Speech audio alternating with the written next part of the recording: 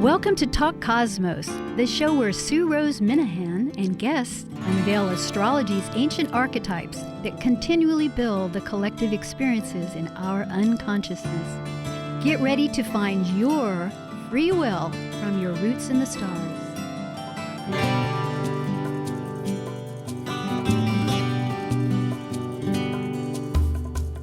Hello, I'm Rose Minahan. Welcome again to Talk Cosmos, and this is our Scorpio Cosmic Collaboration panel. The second time we're doing a panel, and today is quite an amazing event because I happen to be down in Ciudad de Mexico, and that is Mexico City, at a wonderful event that Gemini Brett is putting on, and he is one of the guests tonight, along with another marvelous individual, Carlos Galvan.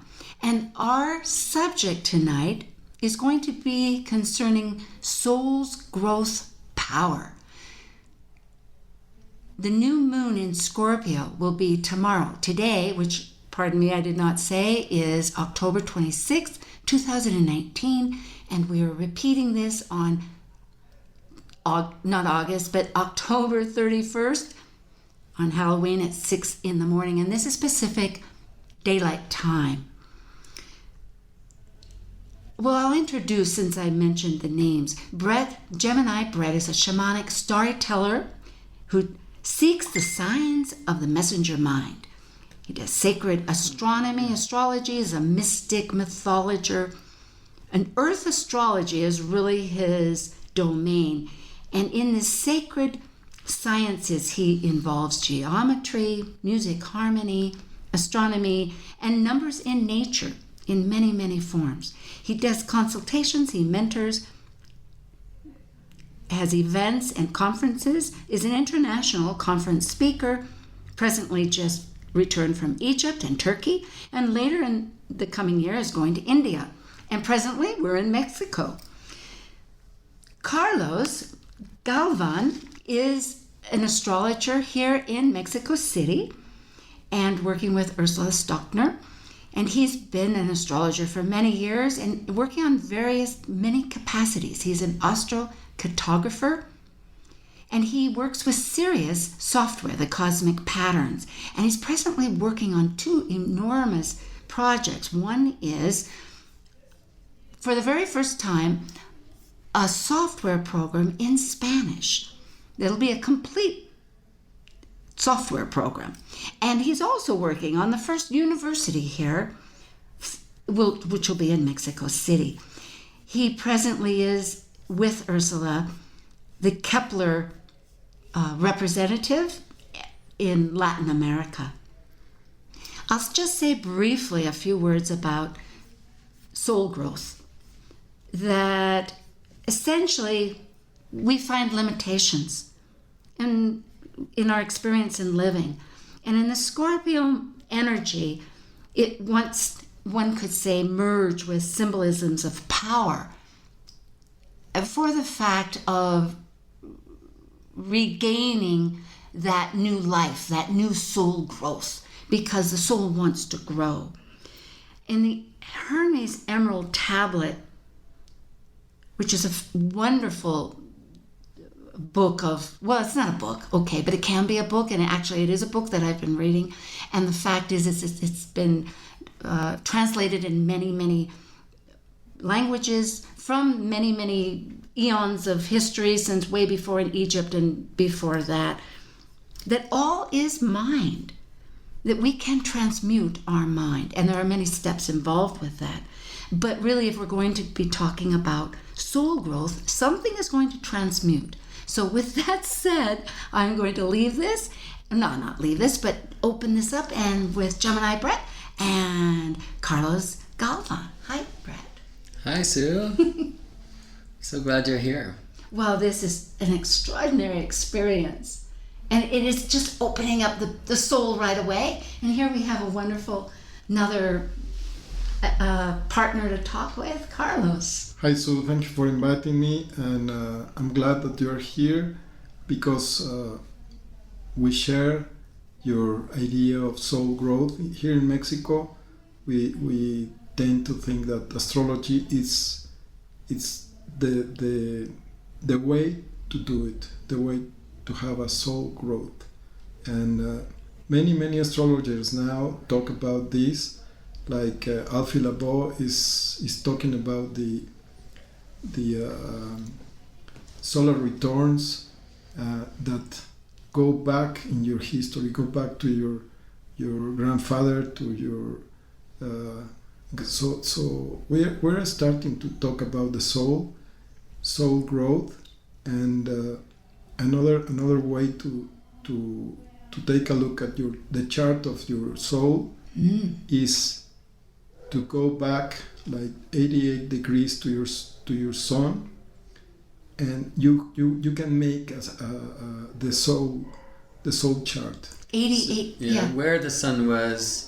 It's or exactly the chart for when the sun was 88 degrees before the sun in your birth chart. So you're in the womb, coming in the third trimester. It's about 3 months before your birth.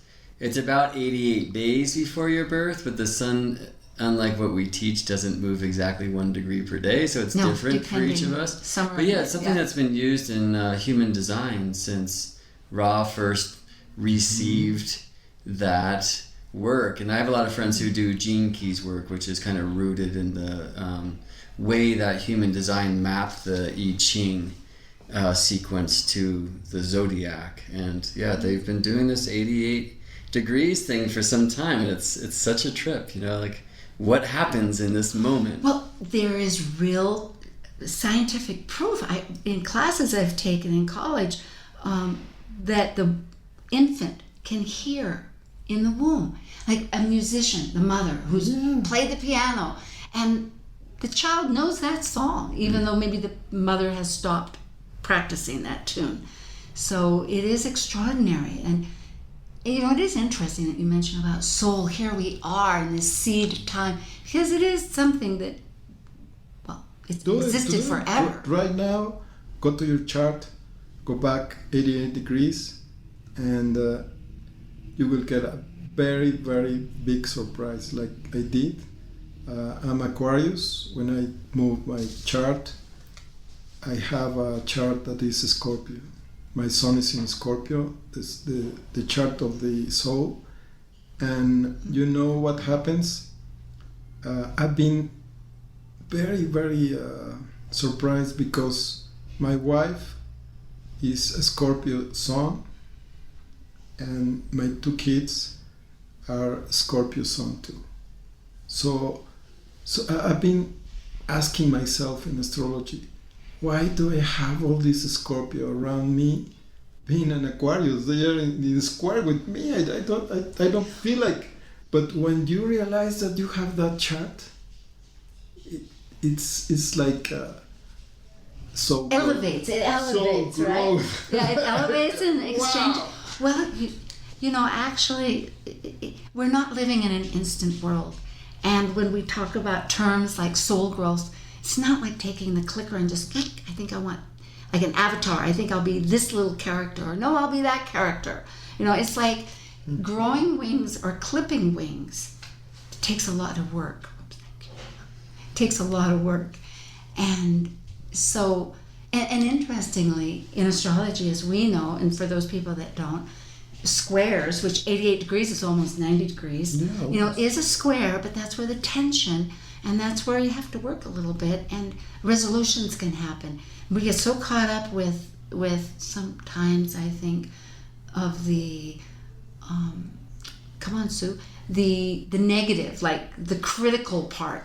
But really, there's a shadow side and there's the positive side. Or maybe, Sue, maybe it's our cross. It's our famous cross.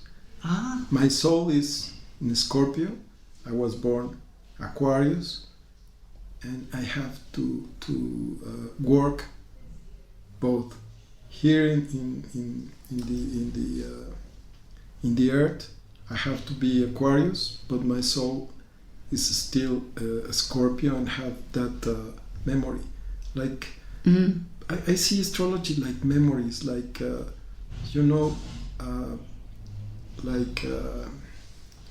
think about memories,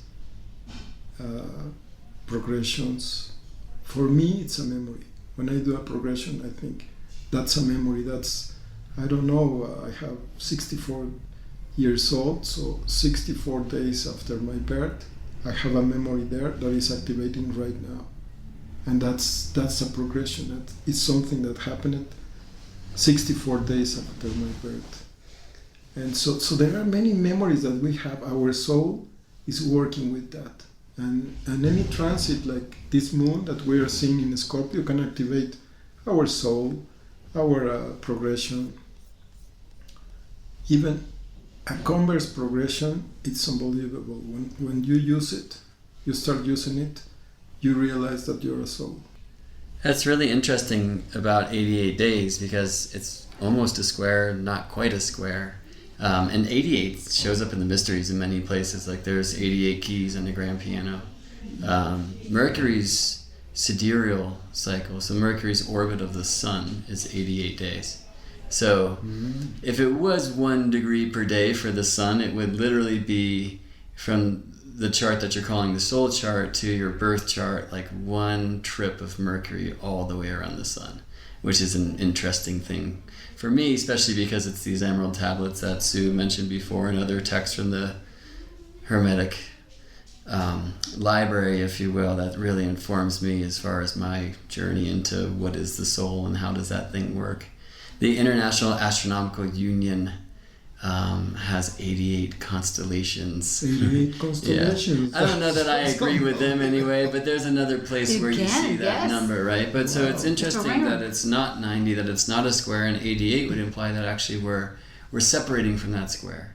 Mm-hmm. So this is, to me, like a really beautiful place to kind of really to tap into the topic of tonight, of growth, right, and soul growth, and because it's often the trauma that catalyzes our expansion, and it's not always that, right? I like to say that it is true that we grow through what we go through. It doesn't have to be no pain, no gain. It feels that way sometimes here on earth, right?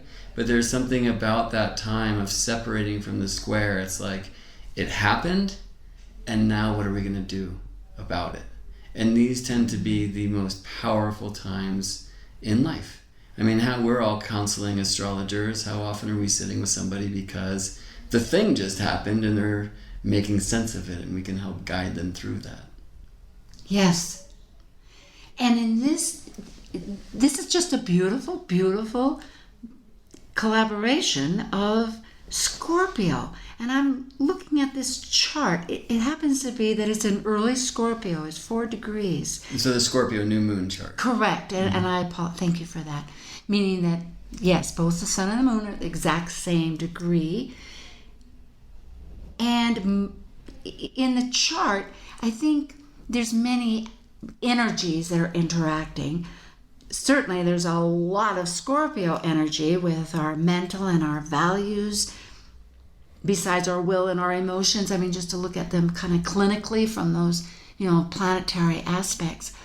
But looking at the nodes, which to clarify, that's the points in space where the moon intersects, right, with the ecliptic. Yeah, where the paths of the moon and the sun cross from Earth's point of view. So you can really think of them as kind of the traveling potential of the powerful eclipse. Yes. And Mars, if I understand this correctly, is really between the two, bending of the nodes, or bending of the, at any rate, it's squaring them. It's deliberately, or not deliberately, my language here. You're squaring Saturn. But it is energetically intention between releasing the past, what is not working as far as a structure with Capricorn energies, and how to connect our processing, our emotions, that moon, that beautiful moon that we have for our soul growth. Yeah, Mars is doing some fascinating things in this year's Scorpio new moon chart. I mean, first of all, traditionally, Scorpio was associated with the planet Mars, right? And here we have Mercury, Venus, Moon and Sun all meeting in that sign, and Mars in these middle degrees of Libra. He's quincunx Neptune and Tisha Neptune. But I think like the prime thing that he's doing is this really strong square with Saturn. And he is just, I mean, it's like a perfect square. Mars at 15.5 degrees Libra, Saturn at 15 degrees Capricorn. Mm-hmm. But Mars is separating from it, right? So we're in the moment of it happening. If Libra, Mars, square, Capricorn, Saturn, the nodes are involved. We can get more astrological, but maybe to bring this into the English language, what is the intent of Scorpio? What does it want from us? I mean, I'd love to get back to the new moon opposite Uranus and other things, but in the Scorpio intention of this new moon, or the Scorpio invitation, how does this tension between Libra Mars and Capricorn Saturn especially assist these seeds to be planted? Well, I'm glad you brought up Uranus, because it does all fall together. Because instantly, my first response is our actions with our relationships and our partnerships, it's in Libra. And our Saturn in its own sign of Capricorn is the epitome of structure. And it could be any tradition or anything of some form that is, there's tension. But that Uranus is asking in Taurus always for these next 7 years, or 6 years as it might be, it's been a year now, what are our values? What is our survival? What is earth? What is body? What is, and looking at the opposite from Scorpio, where it's resources with others, how do we balance, again, going back to Libra, can we even balance? Because balance is not 50-50, but some kind of ratio there of working probability that we can take the authentic self-reliance and still exchange resources with other people based on what? On real value of everything, of life. Yeah, I agree with you, and so and I see this Uranus in my clients and even here in our work, that this origin is changing the way we been up to now, is urging to make a change, to continue to invent a new life. And the Scorpio, a lot of Scorpio is to me is what do I want? And with this Uranus, it's the opportunity. That's why we are opening this new program in Spanish, this University of Astrology in Mexico. So we have a lot of, it's not me, it's all the astrologers around me are urging. It's like, it's the change, it's a time of change. They call it in Google, they are saying we are in the times of change. I love that. Yeah, I mean, I think Uranus in Taurus, despite the rap in modern astrology of Uranus and fall in the sign, for me, I think this is really beautiful for astrology. We see a lot of significations or correspondences with astrology itself in this planet Uranus, because Uranus broke us out of the old cosmology. Uranus invited us to see more than we can experience with our senses, and of course our craft does this in so many ways. There's a really important thing that I love to share about Uranus is that we say it's one of the invisible planets, and typically yes, but there are a few days a year when Uranus can be seen with the naked eye. And this is an amazingly good candidate year for this experience, because the new moon, and therefore the darkest sky of the month, is aligned to Uranus. It's the time when Earth is closest to Uranus, so Uranus closest, brightest. And I've had this experience, and everything that I thought about Uranus changed in that moment. It's like Uranus becomes this messenger to connect us to the far out, the Neptune, the Pluto, and beyond. And I'm really hoping we'll have that experience. That's why I've called this retreat together in Mexico. And in fact, every planet, if the skies clear up, will be visible at this time. Mars in the morning sky, Venus and Mercury together after sunset, certainly Jupiter and Saturn after the sunset, and then Uranus in the middle of the night. So we'll see. But I there's a lot of Romeo and Julia in this Scorpio new moon chart, right? So this Uranus in Taurus, Uranus really wants revolutions, and breaking out of the box and breaking out of the mold. And there's something in Taurus that demands we remember the needs of our body for sensuality. And Scorpio, of course, really excites our passions. I love to say that the fixed signs of which these two belong, my mantra for them is fix yourself to fix the world.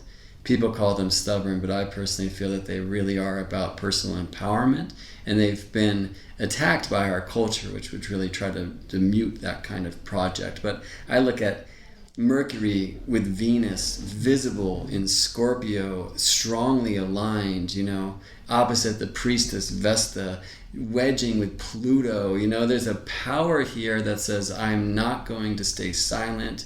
I'm going to scream the top of the lungs, the desires of my soul and what makes me feel alive and my great passions. And then when I look back to this Mars square Saturn, it's like, no, I'm going to break out for what brings me peace. Mars, we can't fight for peace. That's an oxymoron. But, what is worth striving for that brings us balance? And that idea of Libra's relationship where Mars is squaring Saturn and Capricorn, there's so much about, we're going to turn off what the authorities say, what the traditions say. I'm going to go for what helps me feel in a beautiful place where I can feel peace, I can clearly communicate. And what I'm called to speak and revolutionize is communicating my deep passions. Absolute Scorpio, and really it goes right back to the Emerald Tablet, Hermes, and the transmutation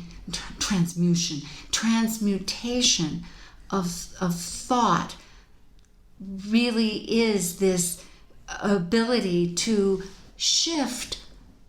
I was reading about correspondences. There's 7 correspondences, and it isn't as though if you take love, you're not going to, the opposite polarity is hate. If you take fear, it's going to be courage. People often, it really revolutionized my brain. It opened my brain because I realized people say, or I have thought, if you're going to have fear, just love more. No, if you're going to have fear, have courage to love more. And that way, it will transmute, and we can have our soul growth. When Hermes says it's in the mind, I think that is the umbrella category over it, because certainly feeling and body, like Gemini Brett saying here with Uranus and Taurus, is paramount, because the unity of our, getting back to the soul, like Carlos is talking so big here in Mexico, which has been since ancient times. We need body, soul, and mind.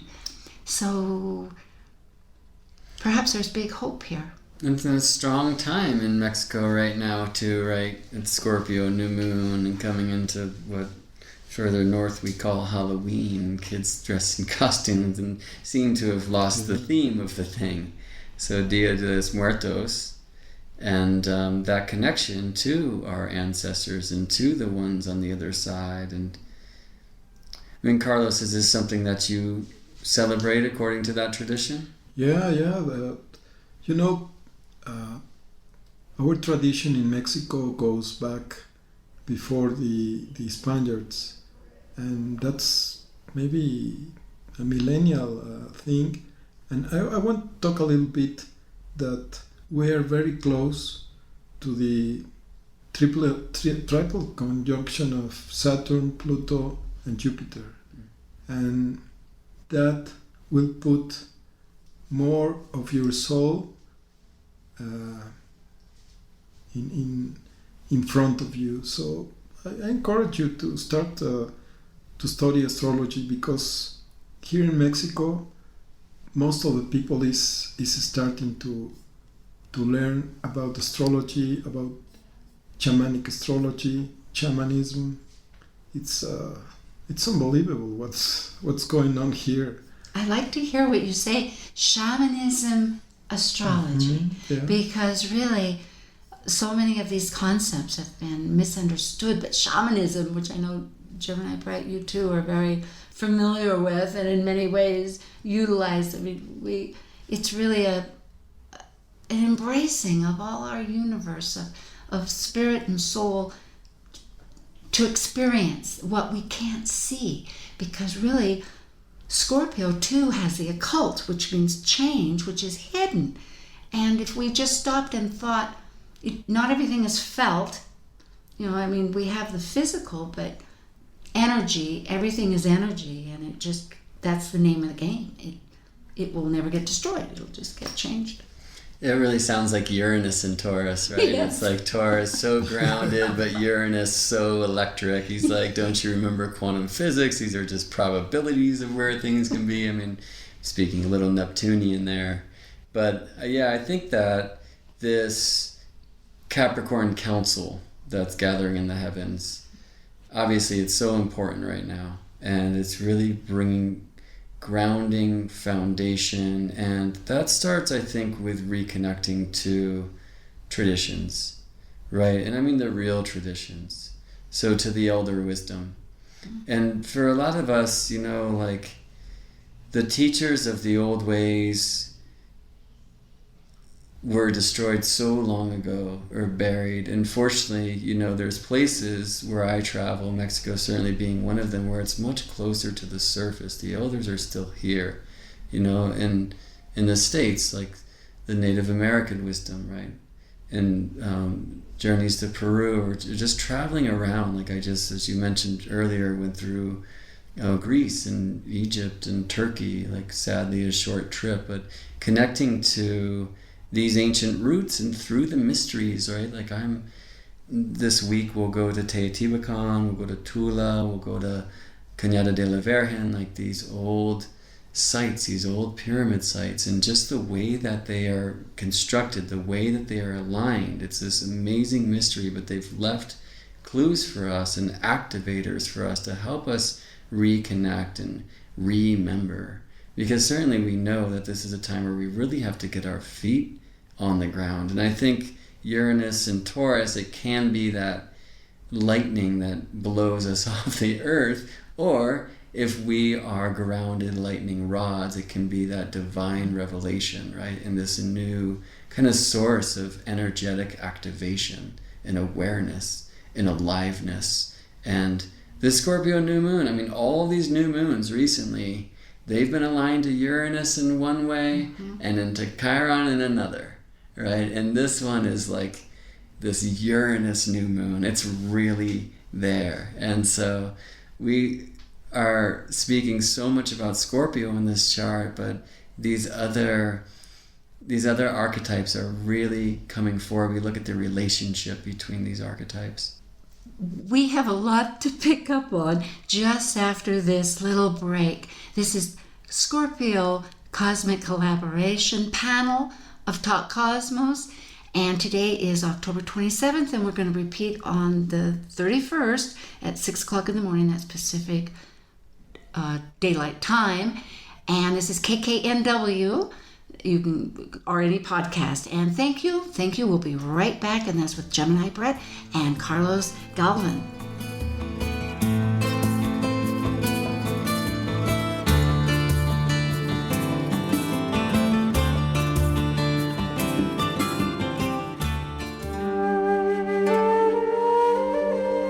While we take a break from this week's edition of Talk Cosmos, let's take a look at this cycle's archetype.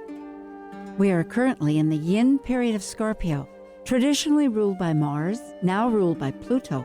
By departing a cycle based on comparison between extreme energies finding balance, Scorpio commits a relationship to exchange resources, experiencing power and powerlessness for the purpose of soul growth transformation. As a fixed water sign that is extreme, intense, and secretively deep, Scorpio's passionate nature questions the psychology and mystery concerning life and death. Numbers affect our lives in endless ways. To empower yourself with the energies of the numbers that appear in your personal numerology, Liz Michette, astrologer, Reiki master, and one of Talk Cosmos' many guests, is leading a workshop based on her new book, Gateways to Change 2018 and Beyond, Keys to Navigating the Seas of Life Using Numerology and Astrology, on Tuesday, October 29th from 6 to 8 p.m. in Marysville. In this workshop, Liz will explain how to blend these inherent frequencies with future life events in 2020 and beyond. For more information and to sign up, contact Liz at liz@alightpath.com or call 787-431-2714. Again, that's liz@alightpath.com or 787-431-2714. Greetings. This is Karen Winterland, astrologer at seattleastrologer.com, and you're listening to Talk Cosmos on Alternative Talk 1150 AM, where we understand how to implement our free will through the cosmos. Alternative Talk, 1150 on AM, 98.9 HD3 on HD, 1150kknw.com on the web. Welcome back. Sue Rose Minahan, Talk Cosmos, Scorpio Cosmic collaboration panel with Gemini Brett and Carlos Galvan. We're in Mexico City. We're doing this a little early, and just to remind you that Gemini Brett has a wonderful event that is going to involve Uranus, and Uranus is part of this talk because we're talking about soul growth, power. And the new moon is going to be tomorrow on the 27th. And exactly the time will be 9:38 p.m. in that specific daylight time. I think I actually cast that chart for Mexico time. Oh! So it'll be 7:38 p.m. Pacific. Okay, excellent. I cast that chart for where we will be in San Miguel de Allende. And earlier that day, we'll see this amazing pyramid site that's called Cañada de la Virgen, because there was a statue found in the river that doesn't really have anything to do with the pyramid that somebody thought looked like the Virgin Mary, and so they named this pyramid, and which interests me. But it was actually recently uncovered, this one. I think this one is where a rancher was out walking his horse, and he says it's as if the horse is walking on stairs. And they did a little digging, and that's exactly what it was. And it's an incredible site, but I don't want to say too much about it here, but to say that, like many of the Mesoamerica pyramids, this one is principally facing to the west. And the reason is this is the place where everything sets, where everything goes to rest, right? And the colors of the medicine wheel, both in the Northern America and here in Latin America, it's black, right? Because that's the sunset, it's the night. And this is clearly connecting us to the ones who have passed on. But this is a very fascinating thing about Egypt and the old language. There is no word for death. They just talk about westing, right? Because the sun sets in the west and then it rises in the east. And it's like this with our lives, right? I mean, how many times do we feel like we can't go on because something has come and just brought the shattering and scattered us, but we know, looking back later on, that that was the very catalyst for our new beginning. And I think if we can come to terms a little bit more with death. So when I hear about astrologies that are speaking about the soul and finding ways to connect with parts of us that aren't just the parts in matter, I'm really excited about kind of loosening not only our fear of death, but the fear of death, which really seems to drive the madness of our current culture in so many ways. Actually, there was a Kundalini yogi teacher that I followed for a little while, and he said that's the way to live is to prepare for your death. And with that said, it's a spiritual journey, and recognizing.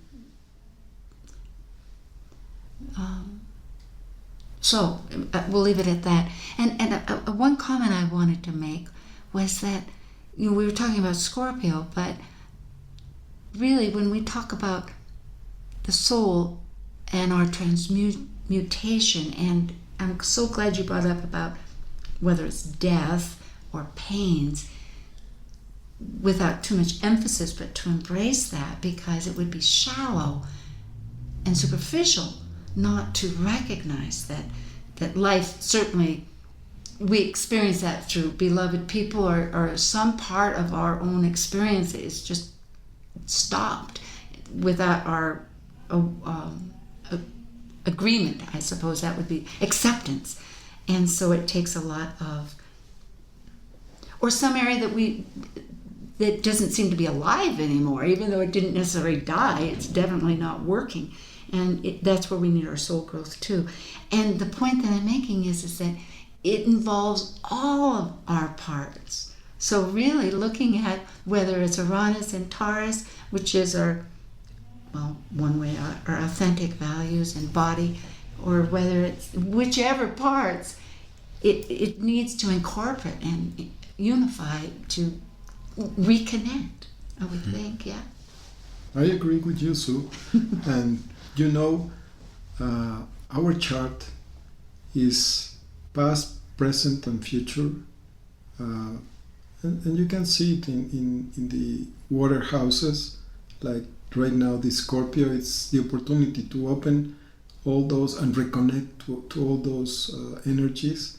Day by day, we are living past, present, and future. And it's unbelievable. But when you start making the Converse charts, solar returns, Converse, and you make the progressions for the future, realize that we are moving a little bit with our ancestors and a little bit with our future. I have a yogi that told me once, if you want to see your future, go to the past. Just remember the past. And that's the way to go to the future, is like the never ending. Yeah, and that's, I mean, we are students of cycles, right?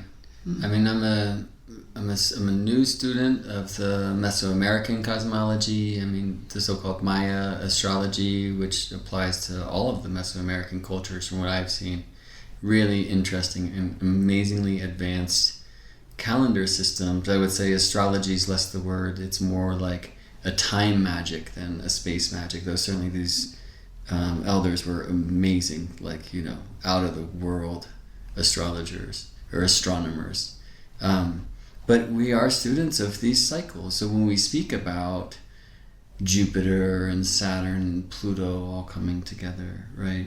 When did Jupiter and Saturn last conjoin? When did Jupiter and Pluto last conjoin? When did Saturn and Pluto last conjoin? When did Jupiter, Saturn, and Pluto all do this together last? When did they all get together last in Capricorn? And we look at these things and we see trends, right? And I think we can get buried in that in astrology. I'm very fond of saying, you know, when your astrology is a way out, it's not working. Astrology is a way in.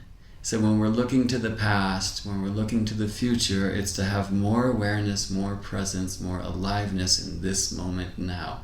It's as if we are gathering our past experiences, maybe even back into previous lifetimes, our future experiences even, right? And bringing more of us into this moment so we can be present, so we can be alive.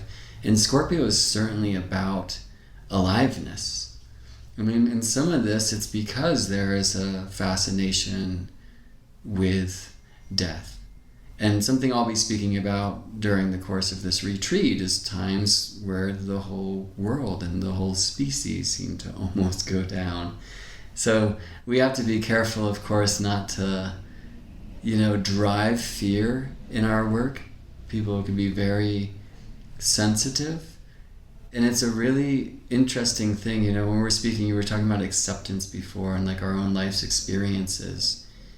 It's that thin line of saying, okay, well, I hear from the spiritual communities that, like, you know, pain is part of the earth, but suffering is optional.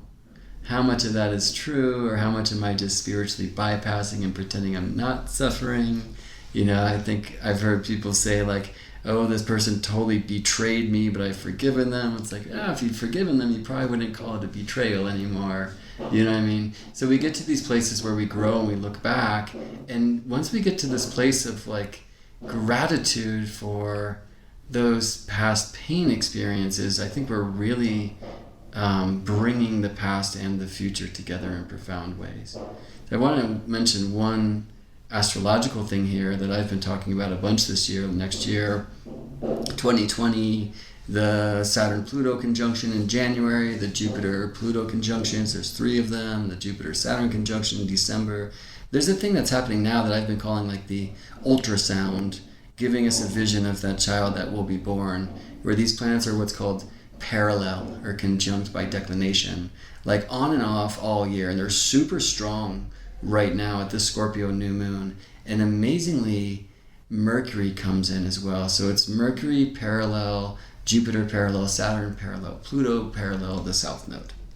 And one thing I'll just say, like what this means in nature is all of these planets, though not at the same time, they will all rise in the same place, take the exact same course through the heavens, set in the same place. It's like they're traveling on each other's path. They're like leaving notes for one another. And I really feel like if we want to know what's going to happen in 2020, or if you're personally freaking out about what you've heard astrologers saying about that, look what's been happening this year for you. Look at January, look at April, look at September, look at now. And you will see the clear invitations of what you can bring your intentions to. Maybe there's some course correct that's called for. And the vision is already here, and now we just have to take action. The parallels are extremely important. I'm trying to remember if it was Stephen Arroyo. I was just noting in a little book a while back, whoever it was, and we'll give him reference, and yourself, Brett, Gemini Brett, that they're like joined at the hip. When those planets are parallel, you can't divide them, and they just operate. So that's really significant. And you know, when you were talking about the pain and all that, well, again, there is a shadow. And I think that helps to look at things that way, that it isn't just black or white. I mean, in other words, it's not going to be all rosy and good. There's strengths and there's weaknesses, or there's needs to be integrated. But my point goes back to Hermes. And particularly because you bring up Mercury here, which is visible, because it's what is over 15 degrees away from the sun, right? And so it can be seen, it can be thought of before it goes retrograde. And so, okay, and pardon me. And so therefore, with the mental thought, not to dissuade that feeling, because feeling is part of the body and the emotion, but we eventually can begin to think at least some choice in our using the mental powers and elevating those feelings. From when I was reading with the Hermetic Code, which is Kabbalan, am I saying that right? Most say Kybalion. Kybalion, which was, as you were bringing up earlier in a conversation about the 1900s versus the Emerald Tablets that are thousands, millenniums of years old.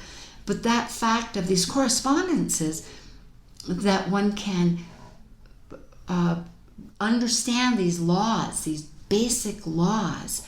So in other words, there's a way in, to use your phrase, a way out, back in, out of our pain, back into ourself, to take some not just accountability, but to realize that through using mental powers of choice and of acceptance, that, and maybe it's attachment too.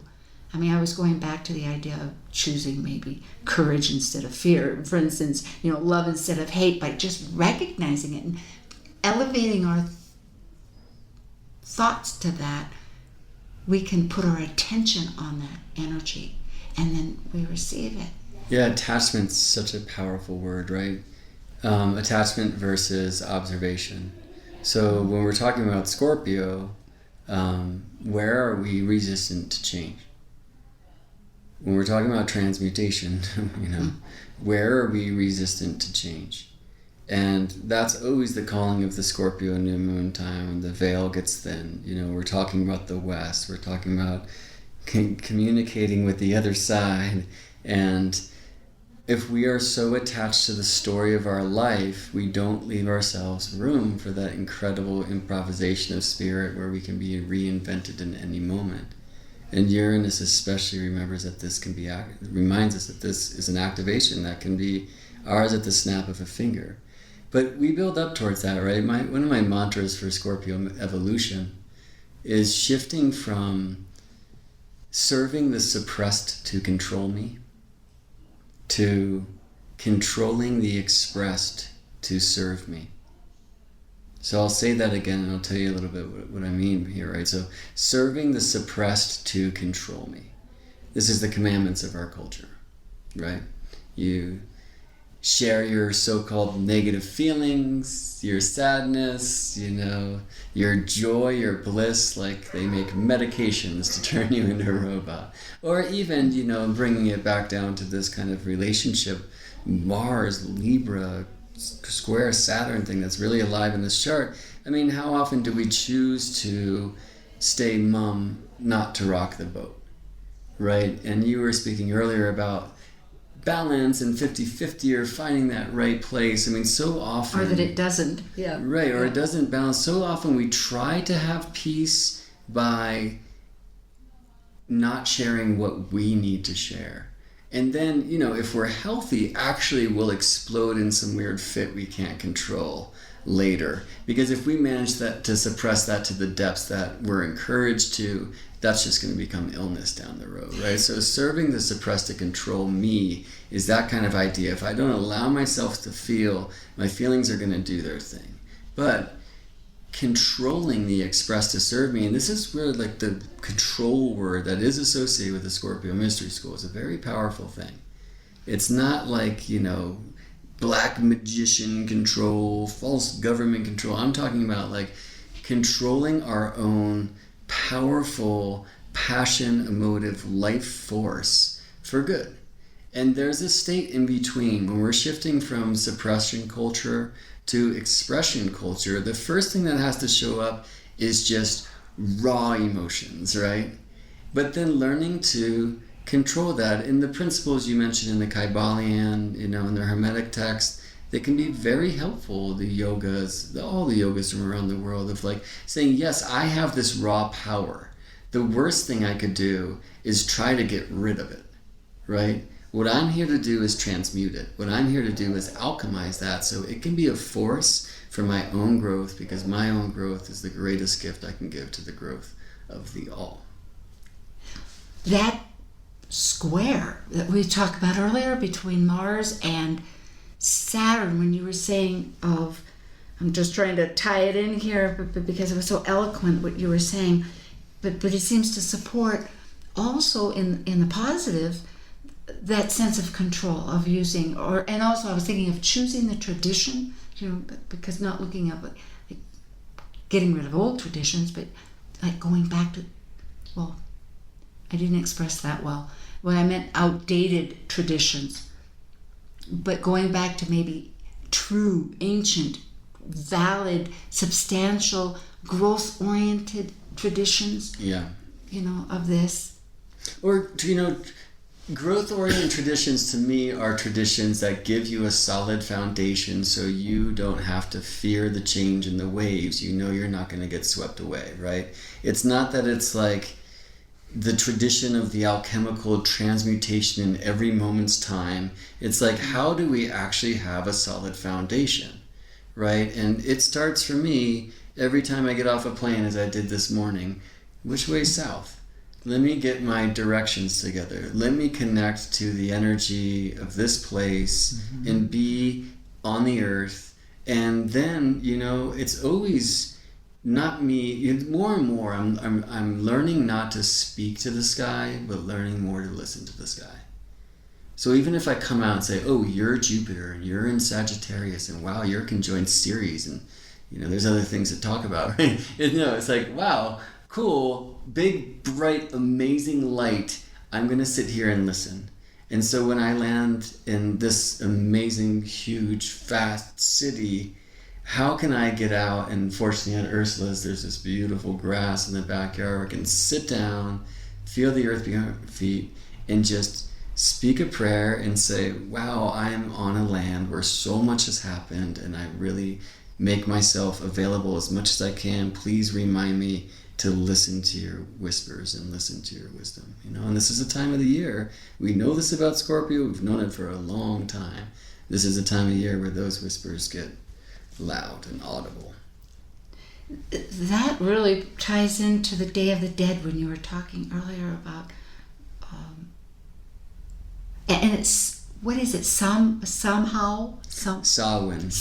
I never get that right. Because it's spelled Samhain. It is. Yeah. Thank you, Samhain. That is the celebration of the light that's coming at the very darkest moment of the year, at the very middle of November, or is it not November? It's the 1st. It's actually right there. All Saints Day. Yeah, All Saints Day. There you go. And these connections that we have to retrieve. Yeah, and it's a global cultural phenomenon, these cross-border dates, the power of these cross-border dates.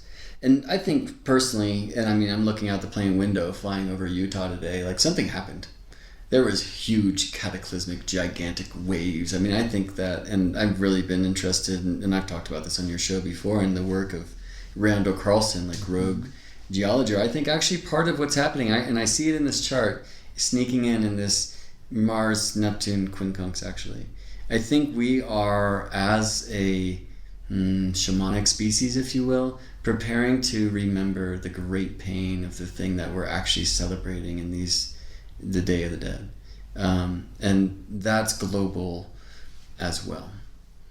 Weren't you bringing up, Carlos, about 5,000, 4,000 years ago that this had happened before? And I know you are very big with cartography. And I want to throw in one more thing. We're at Ursula's here in Mexico. If anybody, and I know it's ursulas.com MX, because she has a wonderful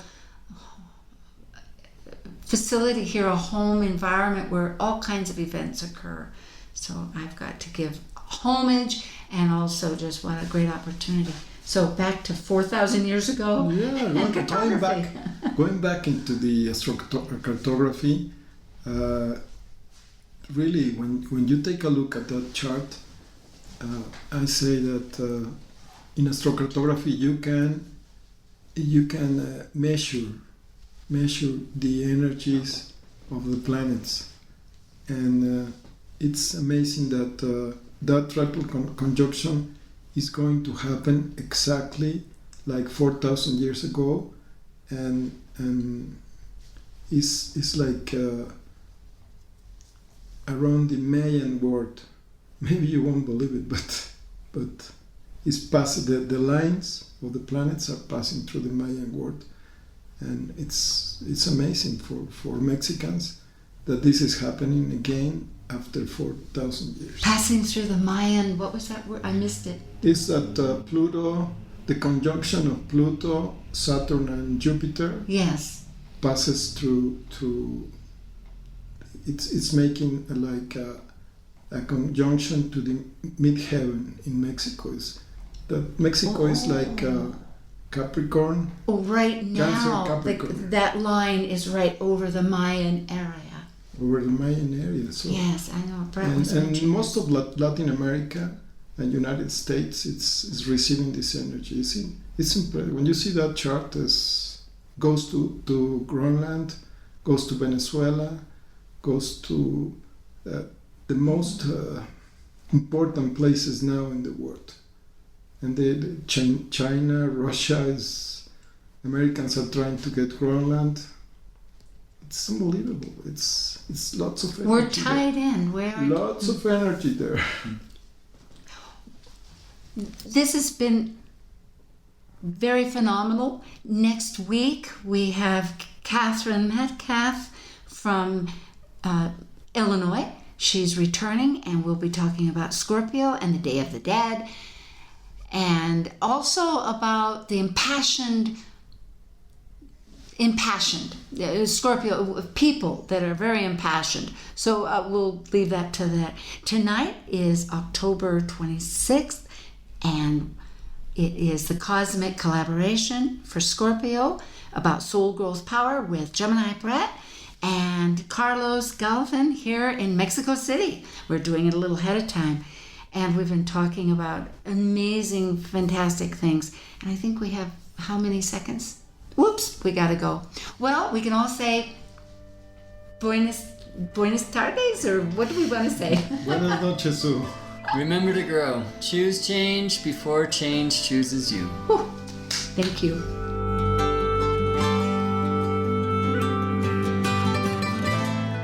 Thank you for listening to Talk Cosmos, the show where Sue Rose Minahan and guests unveil astrology's ancient archetypes that continually build the collective experiences in our unconsciousness. Be sure to tune in next Saturday at 6 p.m. to continue finding your roots in the stars.